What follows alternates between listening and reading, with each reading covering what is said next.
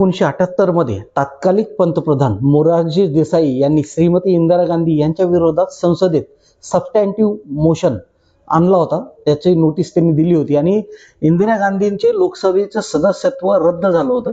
त्यांना 1 आठवड्याची जेलची शिक्षा पण सुनावण्यात आली. त्यांनी तिहाड जेलमध्ये ती शिक्षा भोगली पण होती. आज बरोबर 48 वर्षानंतर राहुल गांधी यांच्या संदर्भातही अशाच प्रकारची चिन्हे भारतीय संसदेत दिसू लागली आहे. भाजपचे खासदार श्री निशिकांत दुबे यांनी राहुल गांधी यांच्या अधिवेशन काळातील त्यांच्या विधानाची कठोर समीक्षा करण्यासाठी संसदेत सबस्टॅन्टिव्ह मोशनची नोटीस दिली आहे. आणि यामध्ये केवळ त्यांच्या भाषणांचा समावेश नाहीये, तर त्यांचे विदेश दौरे आणि तेथे त्यांनी भेटलेल्या संशयास्पद व्यक्तींची चौकशी करण्याची मागणीही करण्यात आलेली आहे. इतका मोठा जो प्रस्ताव निशिकांत दुबे स्वतःहून सादर करतील असे वाटत नाही. यामागे निश्चितच भाजपच्या वरिष्ठ नेतृत्वाची आणि पक्षाची निश्चित रणनीती आहे.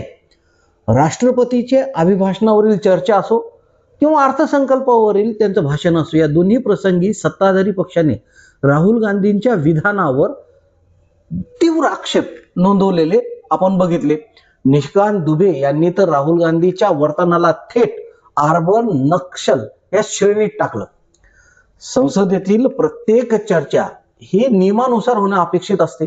अर्थसंकल्पावरील चर्चेत तांत्रिक मुद्द्यावरून सरकारला धारेवर धरणे अपेक्षित होते, परंतु राहुल गांधींनी अमेरिकेत सोबत झालेला व्यापारी करार किंवा क्रूड ऑइलचा खरेदीचा जो सहसंबंध आहे तो अमेरिकेतील एका फाईलशी जोडल्यामुळे सत्ताधारी दल कमालीचं संतप्त झालेलं आपल्याला दिसून येतं.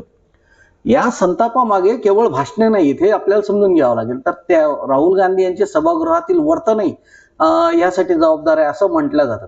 भाजप नेते जेव्हा मीडियाला माहिती देत असतात तेव्हा राहुल गांधीचं संसदेतलं वर्तनही आपण बघितलेलं आहे की ते त्या पर्टिक्युलर नेत्याचा हात धरून ओढताना दिसलं किंवा पायऱ्यावर बसलेले असताना त्यांनी जे कॉमेंट्स पास केले काही खासदारांच्या विरोधात, माय ट्रेटर फ्रेंड वगैरे, तेही सरकारला आवडलेलं दिसत नाही. तसेच काँग्रेसचे जे महिला खासदार होते त्यांनी मोदींना जी संसदेत घेराव घालण्याची जी व्यूहरचना आखली होती त्याची एक गंभीर दखल सरकारने कुठं ना कुठं तरी घेतल्याचं आपल्याला दिसून येत आहे. ह्या नोटिसाद्वारे ते थोडंसं लक्षात येत आहे. सुरुवातीला सरकार विशेष हक्कभंग प्रस्ताव, ज्याला आपण प्रिव्हिलेज मोशन म्हणतो, ते आणण्याच्या विचारात होतं, परंतु त्याबाबत नंतर रणनीती बदलण्यात आली. याचं मुख्य कारण म्हणजे विशेष हक्क प्रस्तावासाठी आवश्यक असलेली एक जी समिती आहे, विशेषाधिकार समिती, संसदेची समिती असते, 15 सदस्य त्यामध्ये असतात, ती 2 वर्षापासून सरकारने तयारच केलेली नाही. विशेष हक्क भंग प्रस्ताव प्रथम ह्या समितीकडे जातो, त्याच्यावर चर्चा होते आणि नंतर ते लोकसभेत चर्चेला येतं. आणि ह्या जो प्रिव्हिलेज मोशनचा जो उद्देश आहे तो उद्देश म्हणजे सदस्याला समज देणे किंवा अल्पकालीन निलंबनासाठी साधारणतः ह्या प्रस्तावाचा वापर केला जातो. परंतु ही प्रक्रिया संत आहे आणि त्याचं उत्तर म्हणून सरकारने डायरेक्ट सबस्टॅन्टिव्ह मोशन, सारभूत प्रस्ताव आपण त्याला मराठीमध्ये म्हणतो, तो आणण्याचं इथं जाहीर केलेलं आहे. आणि त्याच्यामुळे सभासदाचं जे आहे, खासदाराचं सभासदत्व रद्द होऊ शकतं. आणि ह्या केसमध्ये तर राहुल गांधींचं फक्त सभासदत्व रद्द होणार नाही, तर पुढचं इलेक्शनही ते लढू नाही शकणार, लाईफ टाईम मध्ये ते इलेक्शन लढवू शकणार नाही, अशा पद्धतीचा तो प्रस्ताव आहे. आणि त्यामुळे ते गंभीर अशा पद्धतीचं सिच्युएशन पुढच्या कालखंडामध्ये, पुढच्या काळामध्ये राहणार आहे. मग अनुच्छेद 105 जे आहे राज्यघटनेचं, भारतीय संविधानाने दिलेलं आहे ते, आणि खासदारांना विशेष अधिकार दिले जेणेकरून ते बाह्य दबावाशिवाय संसदेत प्रश्न मांडू शकतील आणि ते संसदेत जे बोलतील ते कोर्टामध्ये त्याच्यावर जाता येणार नाही, असा तो अधिकार, एक हक्क खासदारांना आहे की तुम्ही बाबा बिनधास्तपणे संसदेत कोणताही प्रश्न मांडा, तुमच्या विरोधात कोर्टात जाता येणार नाही, तुम्ही जे काही संसदेत बोलाल, असा तो हक्क देतो.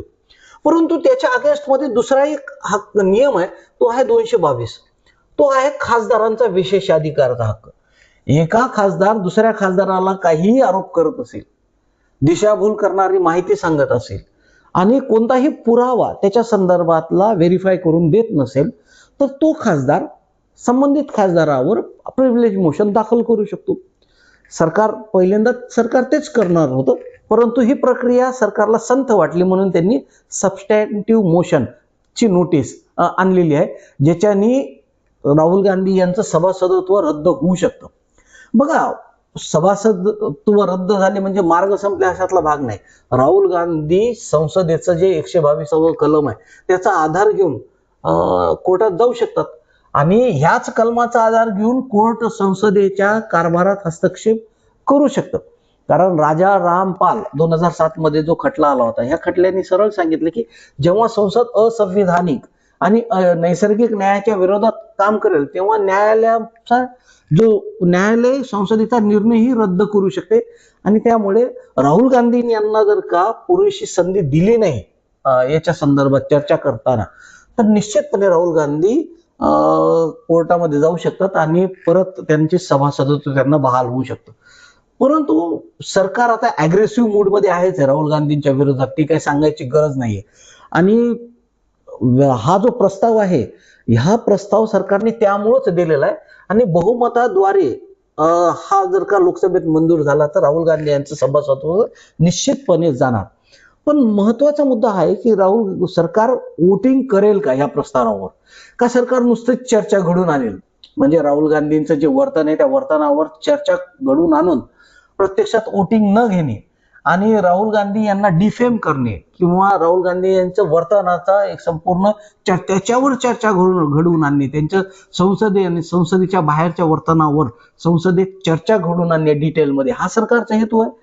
कारण राहुल गांधी हे फक्त खासदार नाही आहेत मित्रांनो, ही गोष्ट लक्षात घ्या. राहुल गांधी हे लोकसभेचे नेते आहेत, विरोधी पक्ष नेते आहेत आणि त्यांचं महत्व भारतीय राजकारणामध्ये आहे. पहिल्या 2 टर्म मध्ये ते नव्हतं कारण विरोधी पक्ष नेते पदच नव्हतं आणि राहुल गांधी फक्त खासदार होते, त्यामुळे त्यांचं एवढं महत्व नव्हतं. परंतु आता ते फक्त खासदार नाही आहेत, ते विरोधी पक्ष नेते आहेत आणि त्यामुळे त्यांच्या बोलण्याला निश्चितपणे महत्व आहे. भले ते नियमाचा फारसं नियमाला धरून बोलत नाहीत, परंतु सरकार डायरेक्ट त्यांचं सभासदत्व रद्द करेल आणि त्याचा संदेश आंतरराष्ट्रीय पातळीवर चुकीचाही जाऊ शकतो. परत लोकशाही धोक्यात आली असा एक नॅरेटिव्ह तयार होऊ शकतो. म्हणून सरकारचा उद्देश हा या नोटिसीद्वारे आपल्या विरोधकांना दबावात आणणे आणि राहुल गांधी यांच्या वर्तनावर नुसती संसदेत चर्चा करून त्यांना डिफेम करणे, असा जर का हेतू असेल तर सरकार निश्चितपणे ते करू शकतं.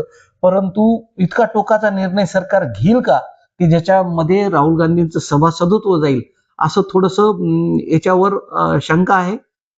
तसं होऊ नये असंही सामान्य लोकांचं म्हणणं असू शकतं.